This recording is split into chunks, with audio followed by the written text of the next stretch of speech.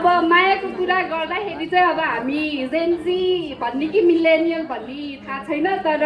को धेरै रोमान्टिक छ दिदी हुनुहुन्छ कि भेनाजु हुनुहुन्छ हु इज द मोर रोमान्टिक हाम्रो दिदीले त रोमान्समा अब माया भनेको चाहिँ दुवै साइडबाट नै छ अब रोमान्स भनेको त जेस्चर नै त हो नि होइन यस्तो दिदी अलिकति रोमान्टिक हुँदो रहेछ भनेर आज मैले पनि थाहा पाउँदैछु है म पनि दिदीबाट अलिकति टिप्स लिनु पर्ला जस्तो छ यसको आन्सर चाहिँ मलाई अलिअलि थाहा छ जस्तो छ है को एकदमै रेस्पोन्सिबल छ एकदमै कुनै कुरामा लाइफमा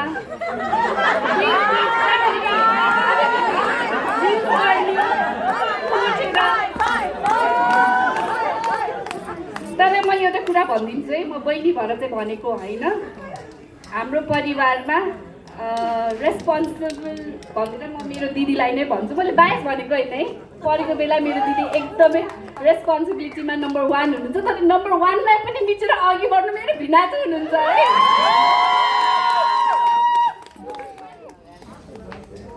अब यो कुरामा त म आफै पनि एकदम स्पिरिचुअल छैन त्यही पनि अब क्वेसन रहेछ मेरो दिदीले बनाउनु भएको रहेछ है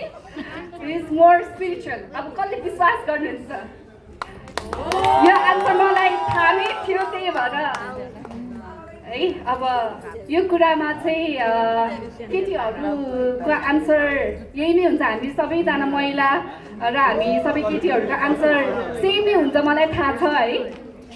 त्यही पनि म यो क्वेसन सोध्छु हु स्पेन्ड्स मोर मनी होइन पानीको भयो पानी पनि बनाइन्छ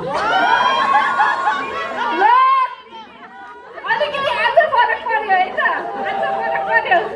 अलिकति मायामा 100% मा 0.05% रिड्युस गर्नु पर्यो है त आन्सर बिग्रिएर अब यो चाहिँ केटीहरूलाई एकदमै सुन्न मन लाग्ने शब्द है गर्लफ्रेन्डलाई सुन्न मन लाग्ने वाइफलाई सुन्नु मन लाग्ने अब टु बी ब्राइडलाई सुन्नु मन लाग्ने शब्द होला है यो मलाई चाहिँ त्यस्तो लाग्छ मलाई पनि एकदम सुन्नु मन लाग्ने शब्द हो यो Who says sorry first? कसले धेरै My brother! यसमा चाहिँ म दिदीलाई अग्री गर्छु है त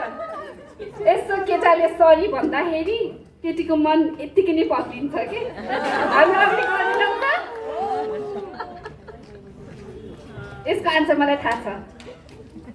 मलाई दिदीले भन्दै हुनुहुन्छ सब थाहा छ यसलाई भनेर यो मलाई थाहा छ मेरो दिदी